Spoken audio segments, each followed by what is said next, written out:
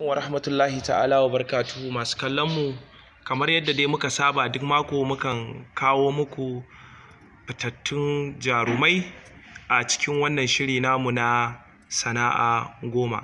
Yau ma muna tare da fitaccen jarumi kuma mawaƙi a masana'antar Kannywood wanda za ku ji daga bakinsa. Assalamu alaikum. Amin wa alaikum salam wa rahmatullah. Da farko za mu so mu ji sunan malamin. To sunana Ahmad Rufai Ibrahim, amma duniya ta fi sani na da Shaba na Maidile, ko ka ce Shaba ɗan komedi.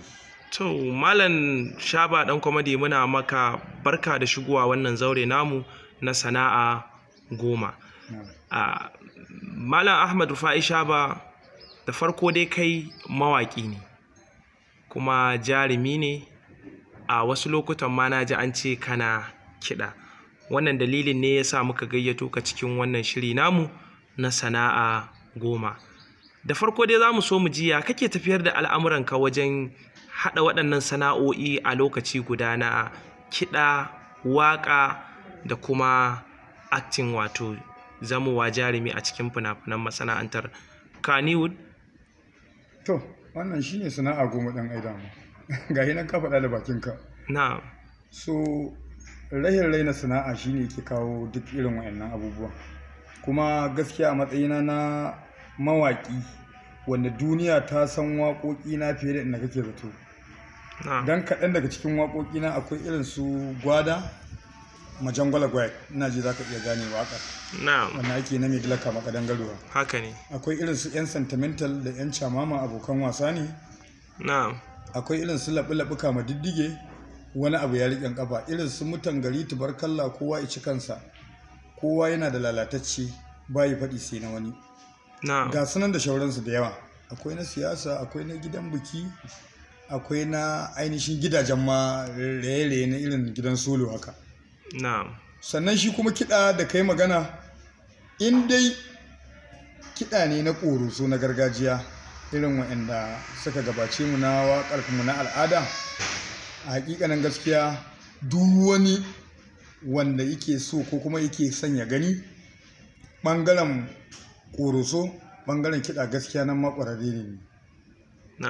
Domin babu dani wani lokacin nakan jera ganguna ma kamar guda 20 a gabana in kaɗa su ni kaɗai. Kuma maganar jarumi da kai a ɓangaren drama idan mun dawo, kaga muryayi Rabilu Musa Ibro, Allah san Allah ya ji rai. Amin. Kusan na hannun dama na ne, yana yi na ina yin sa. Allah ya rahamce shi, Allah ya gafarta mishi, ya kai haske kabarinsa.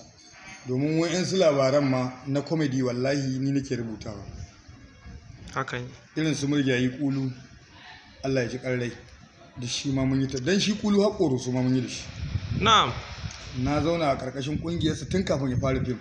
Ni nake makiɗa a lokacin da yake tare da 'yan ƙoroso da 'yan drama, state drama, saboda haka mu shi muka fara ƙwarewa da shi kafin mu fito filin daga na kan state mu fara gudanar da wannan harkoki na drama. To mu koma kan maganar waƙa. A cikin waƙoƙinka kamar wadda ka fara yi ta Gwada, Majangwala Gwai take ana kama. Na'am. So a cikin waƙar akwai kukan jariri da na ji.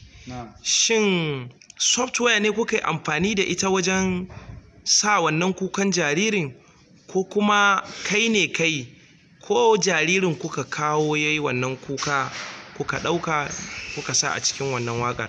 So shine ni ma abin kaina ya ɗaure min kai, nake so ka warware min wannan domin in gane cewa me kai amfani da shi wajen sanya wannan kukan jaririn a cikin waƙarka. Duk abin da ka ji a cikin waƙar Majangwala Gwai ni ne da bakina. Na'am. Shi Gwada, dan akwai mutane da dama ma da suke min wannan tambayoyi, wai me yasa ni na rasa me zan wa waƙa sai yi Gwada. Nace to ni Gwada ai ba zan taɓa manta da shi ba. To kamar dai kukan dai jaririn zan so ka wayar min da kai, in tabbatar duniya ma ta tabbatar da cewa so kake daina gwada ma. Yawwa ka cire ni daga to ka shirya? A shirya nake, ina jin ka. Karfa cikin kai ciwo, dan ka san ma'anar Shaba dan comedy din kenan. Gaskiya ne. Duk abin da zamu sa comedy ne, zaka nishadantu, ka ji daɗi, hankalinka ya kwanta, ya cire maka damuwa. To ni dai gaskiya abin da ya daure kai, a ce mutum babba kamar ka wanda ba yaro ba kuma ka daɗe kana gwagwarmaya, a ce in ji kukan ƙaramin jariri ka ce kai ai ba zan yadda ba in har ba na ga za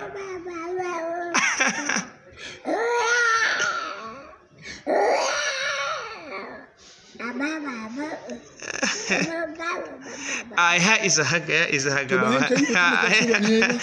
isa haka.